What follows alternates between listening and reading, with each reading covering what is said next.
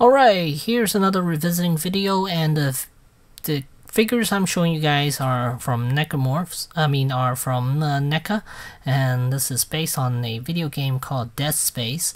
Deadspace 1 to be exact. And these are Isaac Clarke suits and a Necromorph right in front of it, of course. And these figures came out, let me see how long ago. Alright, so these figures came out back in 2009. Oh, wow, that's a long time ago. And I think they still hold up to this day. And let me show you guys a detailed look at them. Alright, so let's start off with the original Isaac Clarke suit from Deadspace 1. Let's see, this game came out quite a few number of suits. The first game has a lot of variations of this suit and other ones that were available in the game, but no figures were made. Only this suit was made from game 1. And there's game 2. NECA also made a suit for that. And I didn't like that suit at all. I didn't like the figure at all. The paint job was kind of weird. It felt really sloppy. This one looks fantastic. I like this a lot. And game 3 came out, but no figures were made for that one. So I was a little disappointed with that, because I kind of like the third game. The suit were, especially the one in the snow. That one was my favorite. I think 3.0 or 3A came out with one that was 1.6, which I reviewed a long time ago, and that one I really like. Maybe I'll re-review that one, I'm not sure yet, but for now, let's stick with the NECA ones. And this figure has light up features too. And let's get a good look at that helmet. It has a little blood stains, a little bit of blood stain all over it, and then kind of all weathered up. There's another version of this figure. It's a bloodier version of this one. It comes with the what is that weapon called? I forgot. It's some sort of a chainsaw type weapon. This figure comes with the plasma cutter. Alright, so let me show off his articulation. As far as the head is concerned, it is on a ball joint. Somewhat of a looser type of ball joint. And then shoulders can go up. I gotta be very careful with this one. I really don't want to break this. It goes up, and then it also rotates all the way around 360, of course. And bicep does have a swivel right here. Oh, sorry, in the way. And then there's a single jointed elbow, so it could go up about almost 90 degrees. Yeah, good enough. And then the wrists are on a ball joint, I believe. Yes. And then the waist, there is a swivel waist. And then these are the don't even know what these are called. These some sort of a T-joint. It swings out. It's kind of weird when you spread the legs apart. And yeah, but actually, do I prefer these over ball joints? I think I do prefer these over ball joints, because the ball joints tend to get loose quite easily. Even the newer ones, those ball hinge joints they use for the Predators, they do get loose quite easily. These are okay. I don't mind it. And yeah, they don't. I guess they use this because it lines up with the suit quite nicely. They don't have to mess up the design of the suit at all. So I kind of like this, the way they did this, and I'm still okay with it. And then thigh has a swivel joint. And then there's a single jointed knee. It could give you almost 90 degrees too. That's good. And then the ankle is barely anything, but I think it's more of maybe a swivel joint. Yeah, most likely it's a swivel joint. And that's it for this guy as far as articulation. Can you do dynamic poses? Probably not. You would most likely have him hold on to the plasma cutter, just shooting off at someone in the distance, kind of like that, and then using his palm to read where to go next, I guess, in a way. But yeah, he cannot hold the weapon with both hands. I don't think that is possible. No, I don't think so. Yeah, you won't be able to get this guy to hold his weapon with both hands. So one hand wielding. Yeah, so he's just gonna be able to shoot with one hand. And yeah, he's gonna look great on display, even just standing, because just a cool character overall.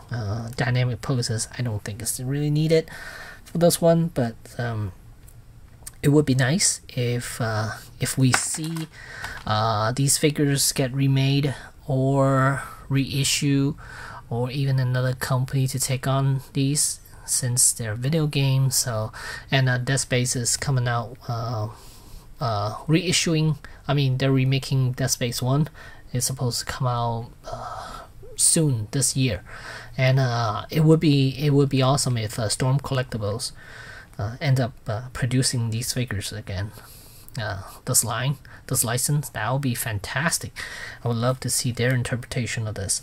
So if you want to put your batteries in, you would need to remove this panel back here. This panel, if I could remove it, let me see, hold on.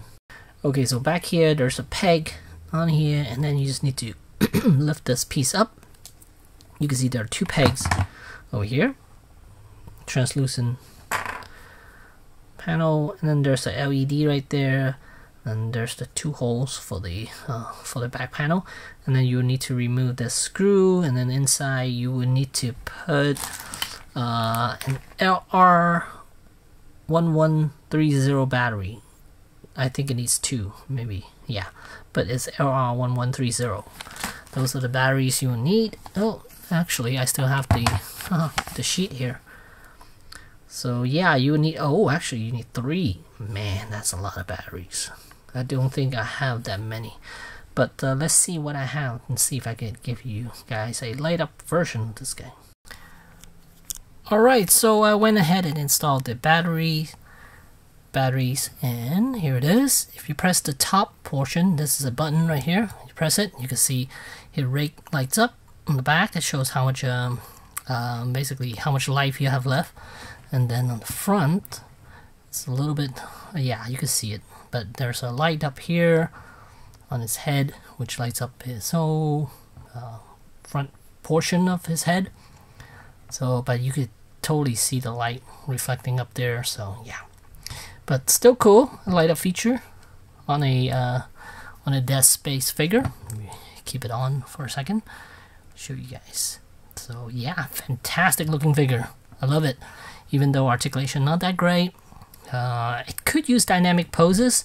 If another company decide to tackle this figure again, hopefully it will have really good articulation, because there could be a lot of fantastic poses to be had with this one. And next up, I have the Necromorph right here. Let's get a closer look at that head sculpt. It is really creepy. It doesn't have a jar underneath. It's completely ripped out. Let me keep it on manual focus. There we go. It's a little bit better. And yeah, it looks great.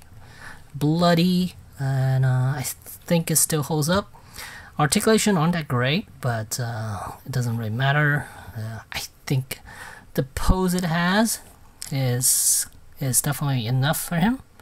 Him or her, I'm not sure which it is, but I think it's a he. So yeah, got something sticking out of his torso, well, abdomen area. It looks like hands or little arms that are protruding out. And the legs, it does not come with the base. This is just a McFarlane DC base. They work great with the NECA stuff. And then here's a spike coming out of his hand. Same thing on this side. And the limbs are removable. The arms is pegged in, so you could remove that. And the hand is also removable. It's just another peg system, so you could remove those. Kind of resemble these creatures getting cut off with the plasma cutter. So that you could do. that would be fun for photography. And here's a nice side view of this creature. And then we move on to the back side. Wow, you can see his complete spine back here. And rotate him so you guys can see the other side. Right there.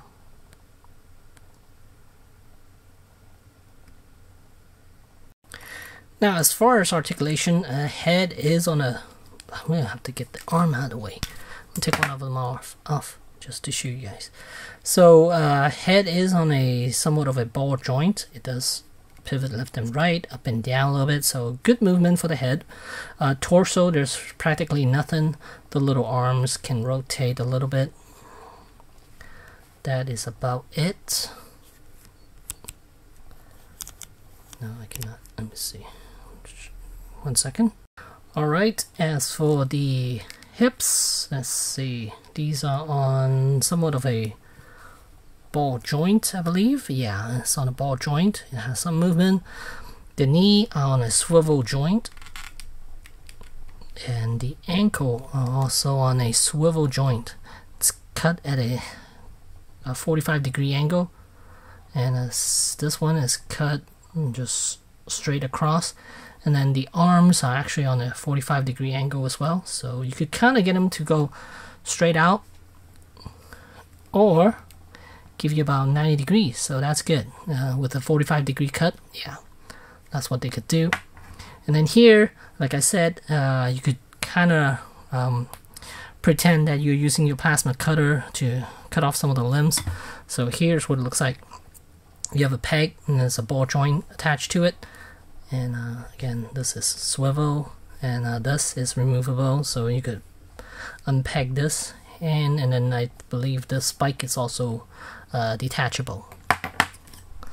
So there's the Necromorph. Really gruesome looking.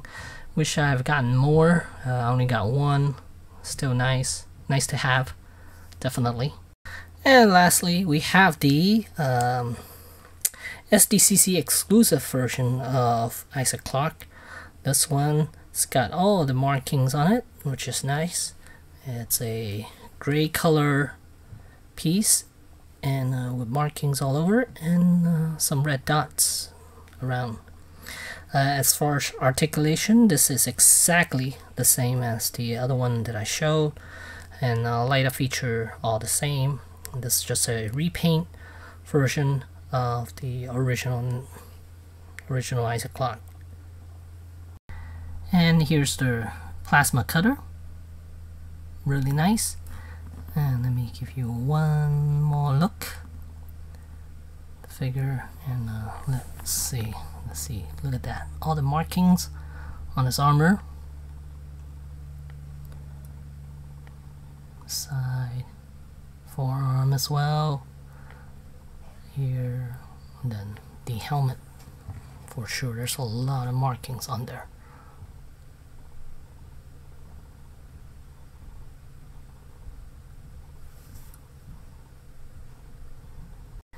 And here's the back side. Again, same light up feature. Fantastic figure. Oh wow, look at that. I never noticed all these little tiny ones on here too. So there you have it. There's my Isaac Clarke revisiting video. Hopefully you guys enjoy this. And yeah, let me know what you guys think. And if you guys want any more revisiting video, any ideas, let me know. And if I could, I would definitely show you guys more of my video, more of my figures from the past. So there you go. Thanks for watching.